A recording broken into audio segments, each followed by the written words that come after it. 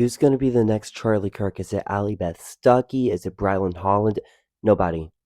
Nobody's gonna be the next Charlie Kirk. And why is that? That's because the call that God had on Charlie's life was very personal and very specific. And that's not saying that people are not gonna do what Charlie did, but it's not going to be the exact same. And nobody in the movement should be seeking to take his place because of the influence he had. Nobody should be seeking that out. You see, when we look at Galatians chapter 2, in the first 10 verses, we see Paul going to leaders of the church and just making sure that the gospel he's preaching is in line and he's not running the race in vain. And he brings up this thing about how Peter was called to preach the gospel to the Jews, and then how Paul, was called to preach the gospel to the Gentiles. And in the NIV, in verse 8 specifically, it says, "For God, who was at work in Peter as an apostle to the circumcised, aka the Jews, was also at work in me as an apostle to the Gentiles." So here, Paul is acknowledging, in a way,